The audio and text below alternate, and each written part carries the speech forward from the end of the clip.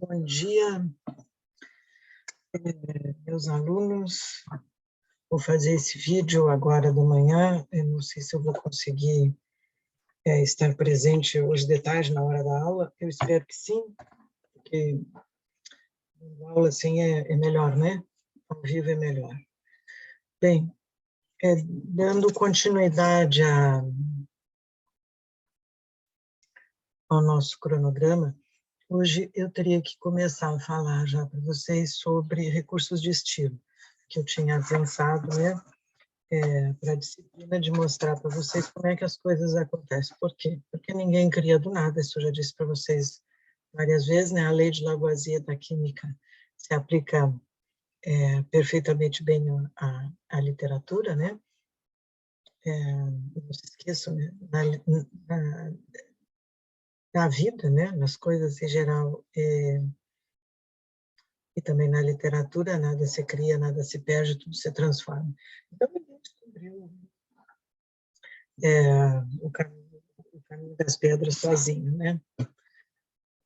E isso tem a ver com essa questão que eu queria falar para vocês sobre recurso de estilo, especialmente na poesia. Vamos deixar a narrativa para outros professores trabalharem com vocês. E eu listei aqui algumas questões de recurso de estilo, os quais vocês já devem ter ouvido falar inumeramente, né? Então, no Brasil, por exemplo, o que a gente chama de recursos de estilos começa a aparecer, claro, vai ter a carta de Caminha, você já conhece de longa data, que é uma maravilha, por sinal, mas aí, então, aquelas coisas que vocês conhecem como escola literária, já expliquei, vou explicar novamente, eu acho esse termo, escola literária, extremamente redutor, né? Porque não, parece que a coisa é fechada naquele seu momento e não ultrapassa outras medidas, né? Não ultrapassa as medidas temporais. É como se um poeta de hoje não pudesse fazer um poema, como eu vou mostrar para vocês daqui a pouco, né? Que está lá no PowerPoint que eu já enviei para vocês aí no AVA, um poema, eu acho que foi da Neide Arcanjo, né? Que eu mandei para vocês, sobre canção de amor, né? Aquilo que vocês conhecem como poesia trovadoresca, por exemplo, né? E a poesia trovadoresca está lá em língua portuguesa, né? Mais ou menos português, ainda é meio galego o troço, mas a poesia portuguesa está lá do Dom Diniz, que vocês já conhecem Dom Diniz.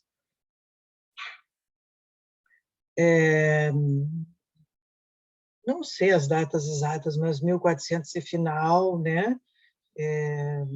Ou antes, já nem me lembro mais quando é que é Dom Diniz, mas no começo da construção da ideia de Portugal, né, como país. Enfim, vocês conhecem essa história. Para maiores detalhes, vocês consultem a professora Cláudia, que ela trabalha com isso aí. Bem, então, essa coisa da escola tem essa perspectiva, assim, né? Pelo menos é assim que eu percebo, e, de uma certa maneira, é o que a gente vê nesses manuais de historiografia literária, pelo menos os mais clássicos, né? Essa coisa que é meio estagnada, né? Estagnada não é a palavra, meio fechada num determinado período. Claro que isso tem mil implicações, né? Do ponto de vista da teoria literária, da formação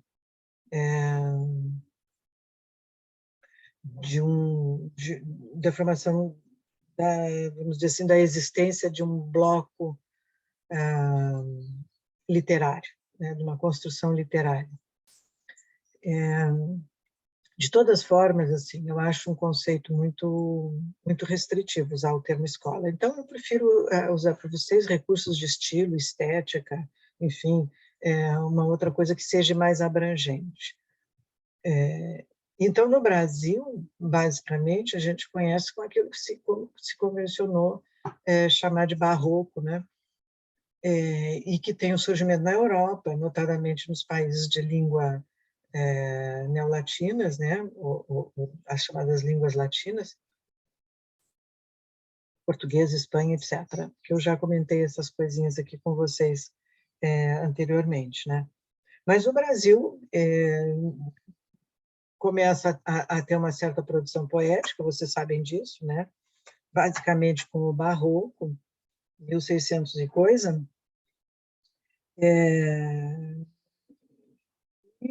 especialmente dois grandes, vamos dizer assim, dois escritores, cada um no seu tipo, né?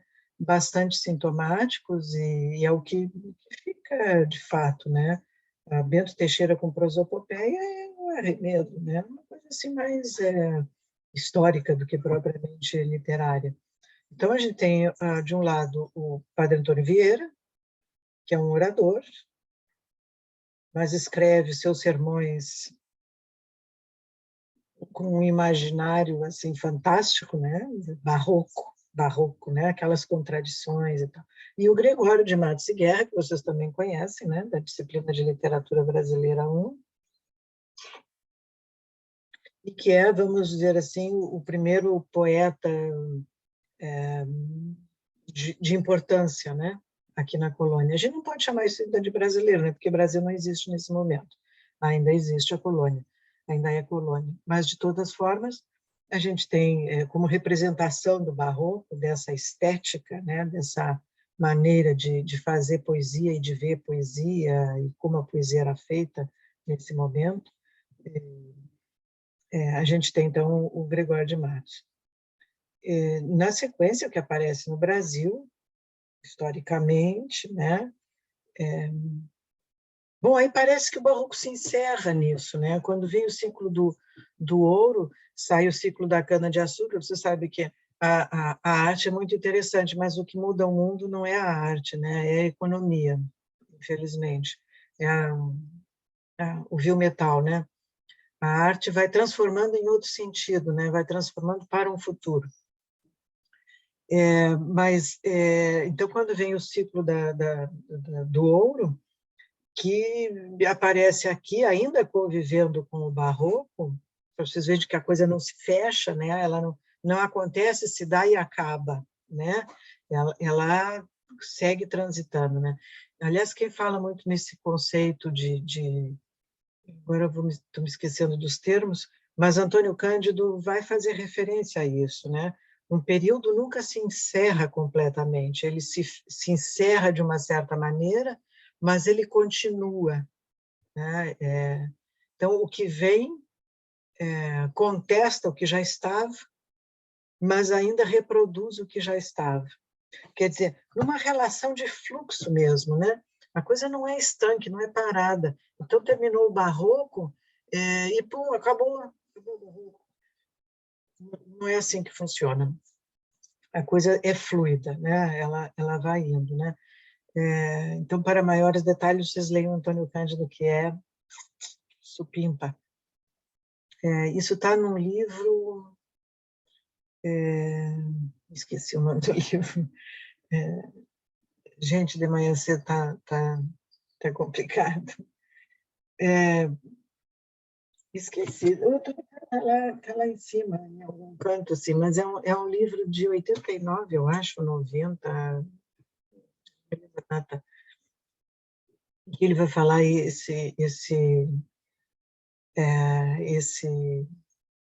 Peraí, eu vou parar esse vídeo e vou pegar.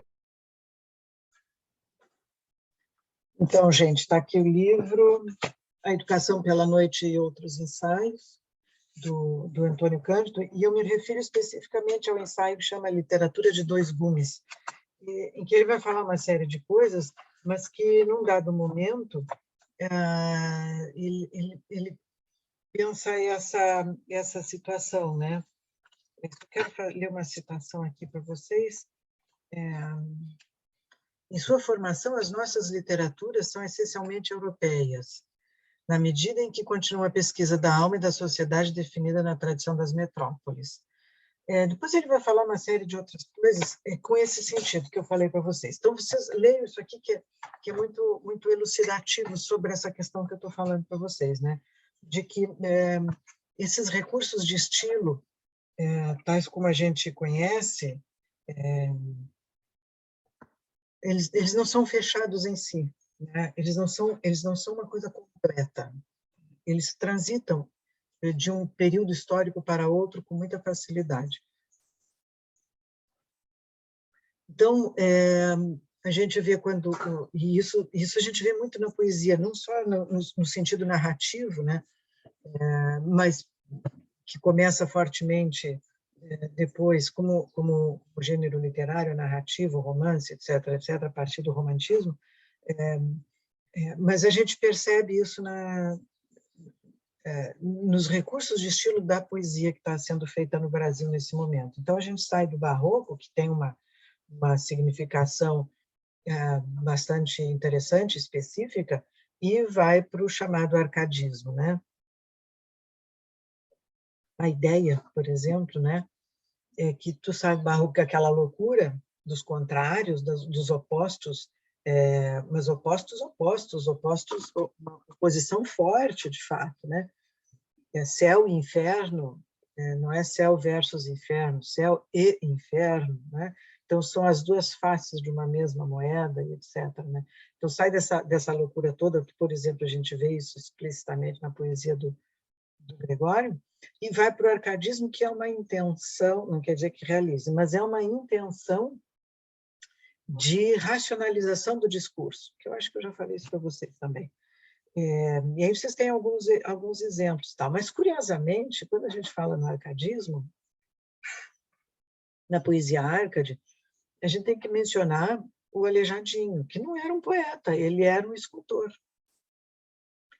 E ele lida ali, ele está ali no Círculo do Ouro, vivendo com aqueles caras todos lá do arcadismo, né, da poesia arca, de Tomás Antônio Gonzaga e companhia, e está o Aleijadinho ali. E o que é o Aleijadinho? O Aleijadinho é barroco. O Aleijadinho é árcade. Não é nenhum neoclassicismo da arte, das artes pictóricas, né? Muito ao contrário, ele é barroco. É só ver as esculturas dele, que são uma coisa impressionante. E convivendo com os poetas árcades. E do arcadismo no Brasil, o arcadismo também tem uma surgência na Itália, depois a gente recebe o arcadismo mais ou menos temperado, né? E aqui no Brasil. E aí vocês vão ter aquela poesia árcade, etc. Quando a gente fala no período romântico, na poesia romântica, por exemplo, que você certamente já conhece pelo Gonçalves Dias, que é o grande primeiro poeta brasileiro, não era um gênio poético, mas era um bom poeta, era um bom poeta. Aí vocês têm uma mudança de perspectiva, não apenas esteticamente falando, que é bem significativo, mas do ponto de vista da filosofia mesmo, né? Porque aí surge o conceito do eu, da subjetividade. E o que é isso? É o eu do poeta mesmo, né? O sujeito. Então, vocês vão ver uma literatura amplamente confessional. Não que seja, de fato, né, uma confissão, mas parece ser uma confissão. Por que não é de fato? Porque é ficção, né, gente? Eu já disse para vocês, literatura é ficção, em qualquer uma das suas expressões, né? Então, é ficção. Mas aí vocês têm um poeta, por exemplo, na poesia do Gonçalves, vocês têm um sujeito lírico que se diz eu, né, o poeta e tal, que chora essas dores de mágoa pela fulaninha lá, que não queria saber dele, porque, enfim, ela é casada, né? Uma confusão aquilo tudo. E isso vai tomar a poesia romântica brasileira de uma forma bem interessante.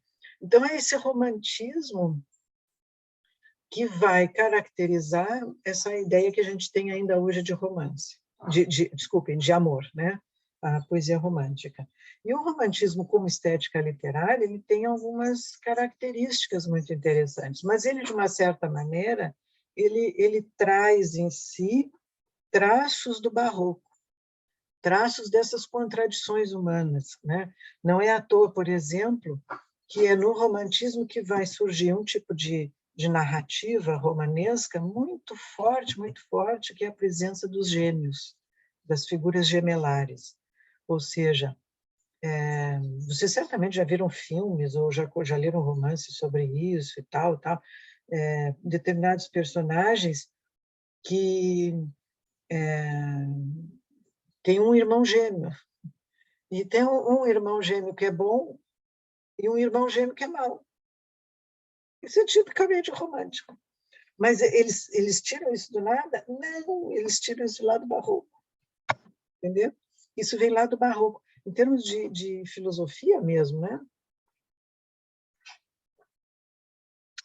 Agora eu estou me lembrando de um filme que eu acho que fez um certo sucesso. Nem sei se fez certo sucesso. É aquele negócio que passa muito na sessão da tarde, na televisão, né?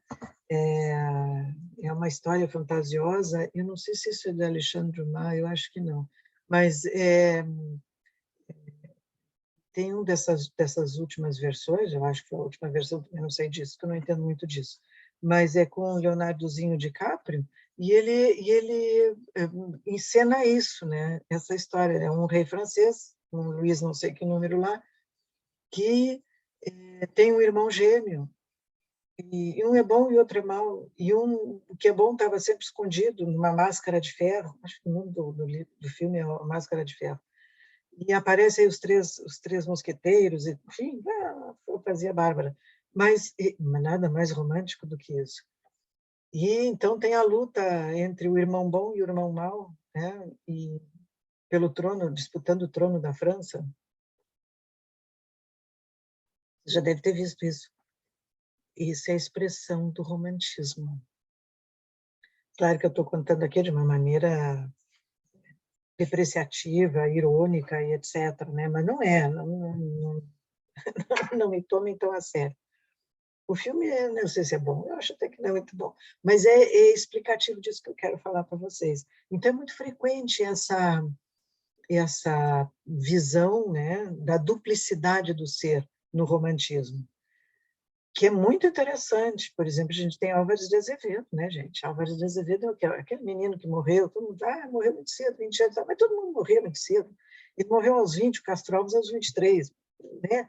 Então, mas morriam tudo, assim, as pencas, porque não tinha penicilina. Então, tem esses detalhes, né? E aí fica aquela história, né? Morreu de amor. Nada, morreu de tuberculose. Não tem nada a ver com amor isso. Mas tem muito essa ideia, e isso está na poesia desse menino, Álvares de Azevedo, a duplicidade do ser.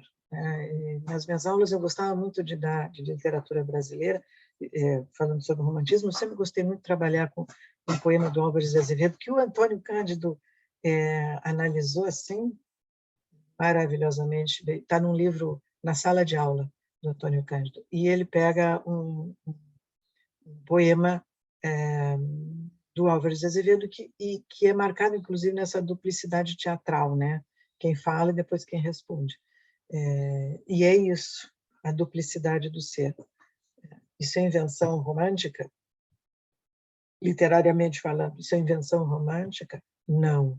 Isso já aparece no Barroco. Então,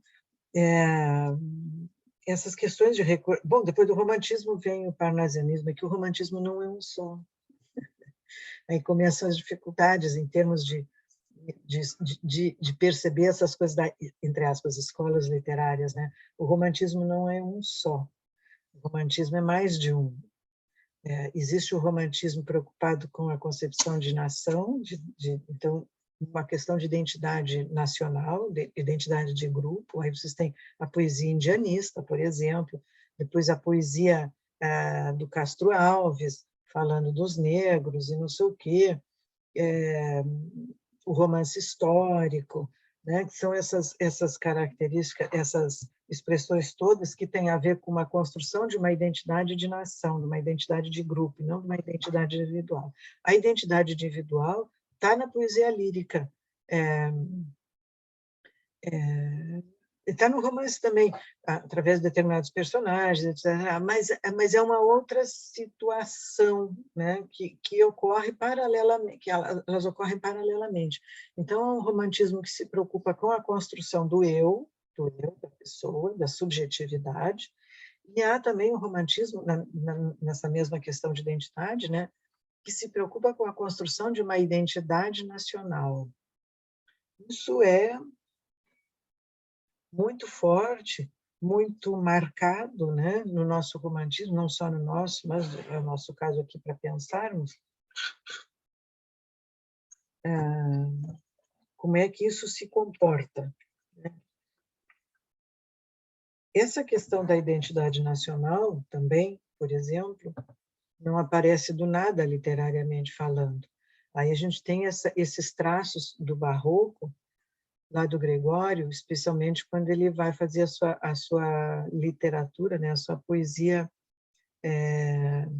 não exatamente jocosa, né, mas a poesia de uma crítica social muito firme, embora a ideia dele talvez não fosse essa, mas ele era, vamos dizer assim, que ele foi até uma heresia, mas eu acho que ele foi uma espécie de precursor do Bocage português, né?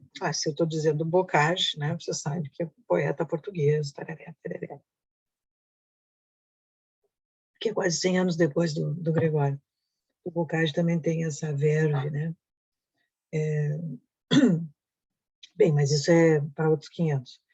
Então, a poesia vai recebendo, ao longo dos anos, várias possibilidades de realizações, de conceitos, de perspectivas, etc., né? E isso vai criando um cabedal cada vez maior, né?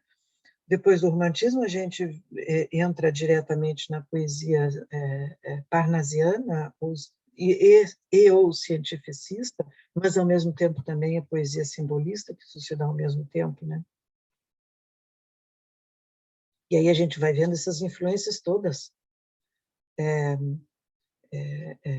correndo soltas, né? Por exemplo, para a gente ler o parnasianismo, a gente tem muita relação do parnasianismo com o arcadismo. Por quê? Porque é a coisa do intelecto, é a coisa da objetividade, da expressão clara. Vocês observem, por exemplo, na poesia parnasiana, assim como na poesia árcade, maiormente vocês têm descrições diurnas, de acontecimentos diurnos durante o dia. Isso é sintomático, né? Isso não é de graça. Então, esses recursos de estilo a que eu estou me referindo vão formando uma espécie de bloco constitutivo, né? Sobre como os poetas escrevem. De maneira que a gente pode, na maioria das vezes, reconhecer, né, um estilo, um estilo literário, né? A gente chama de estilo literário.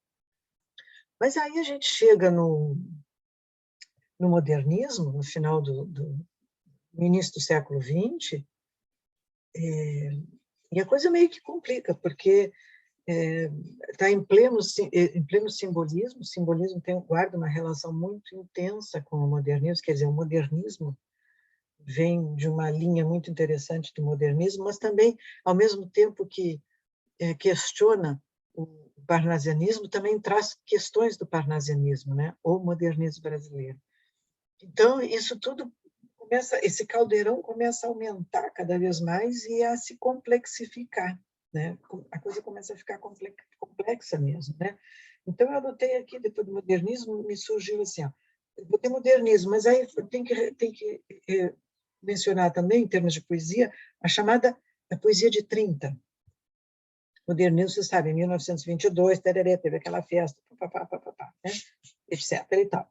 Mas, em 1930, tem algumas publicações de poesia que são muito, muito, muito importantes. Por exemplo, alguma poesia do Carlos Drummond de Andrade, que é de 1930,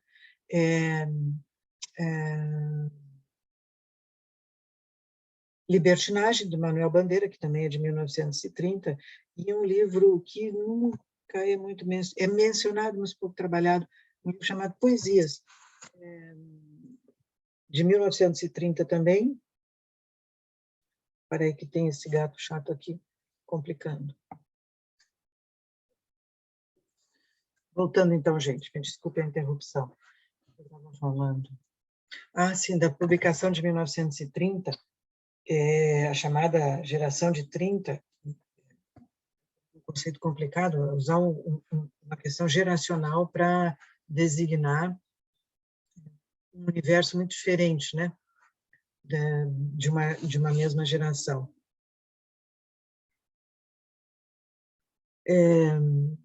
Então, tem, que eu estava falando, né, em 1930, não é na verdade, é o ano de 1930, que tem três grandes publicações, alguma poesia do Drummond,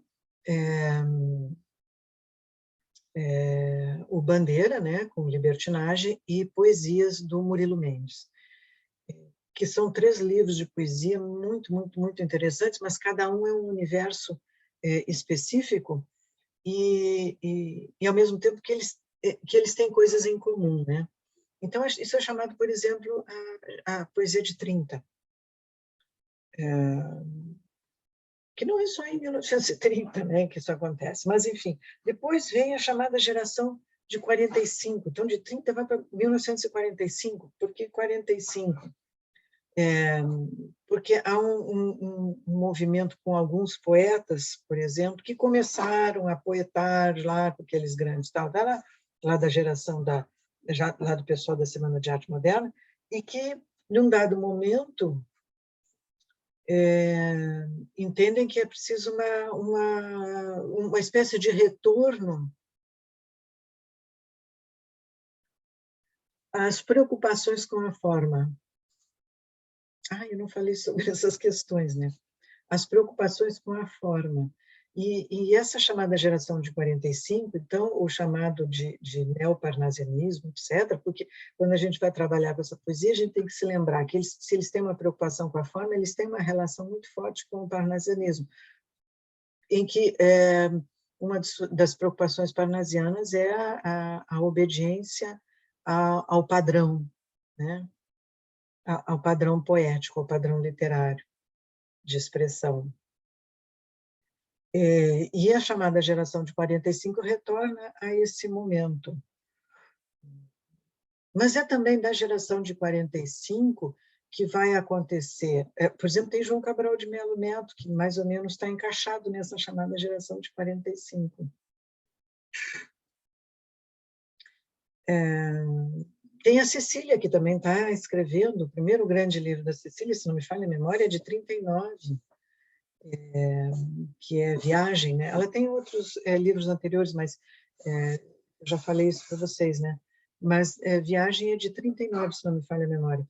Então, e é um universo imenso, Cecília Meirelles. A gente não tem como dizer assim, ela é da geração tal.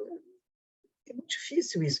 Então, a partir do século XX, depois dessa explosão interessante do início do século, especialmente com simbolismo, e que vai desaguar, né, nessas ideias modernistas, no modernismo, que vai levar várias coisas ao extremo, muita coisa se modifica, especialmente a concepção de forma da poesia, da forma mesmo, né? Aquilo que a gente já vinha comentando anteriormente, tudo que diz respeito à forma começa a desvencilhar a tradição, né? Ou a se desfazer de uma tradição formal sobre a poesia. E ainda que tenha determinados momentos ao longo do século XX, como isso que eu falei, esses momentos que eu falei para vocês, basicamente no concretismo a gente vai ver isso, a implosão de um sistema, desculpe, a implosão de uma concepção de poesia quase que única, que começa em 22, mas com a chamada geração, com o concretismo, isso implode, né? Especialmente no quesito forma. Mas se machuca a forma, também machuca o conteúdo.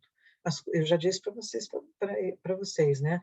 A poesia é feita de forma e conteúdo, ela não é feita de uma parte só. Daí que várias situações ao longo do século XX, querendo transformar a forma ou quebrar a forma da forma, acaba prejudicando, há um exagero, né? E acaba prejudicando o sentido do poema.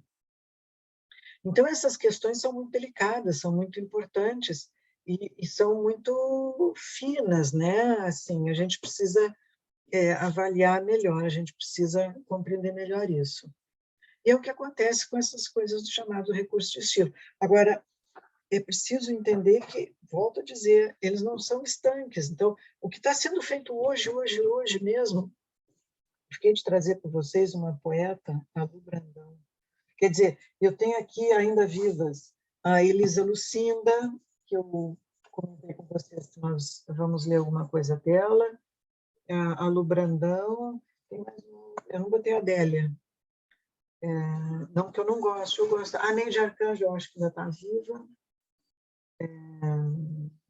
A Ildinha, infelizmente, está morta. Enfim, a gente vai ver que a poesia hoje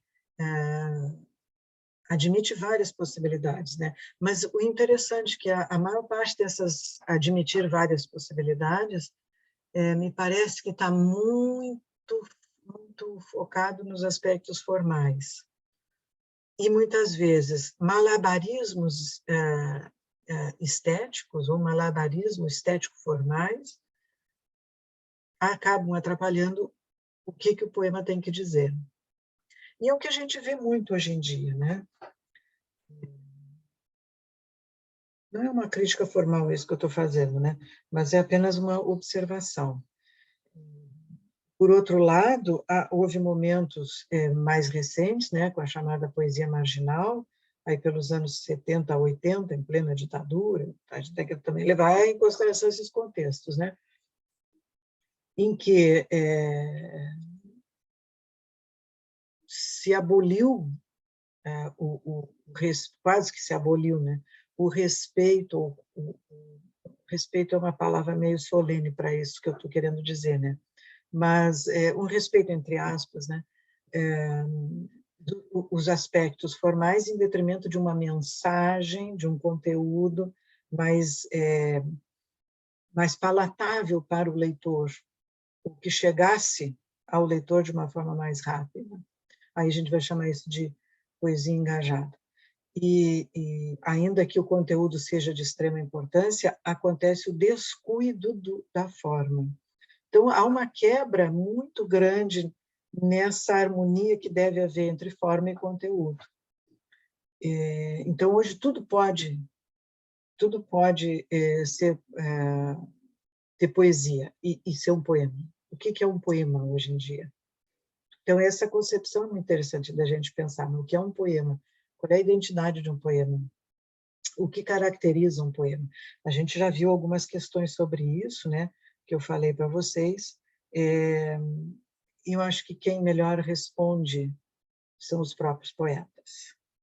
Bem, vou encerrar esse vídeo aqui, depois vou fazer mais um, vamos ver o que vai acontecer, senão isso aqui fica muito grande, fica pesado para botar no negócio, no AVA, tá?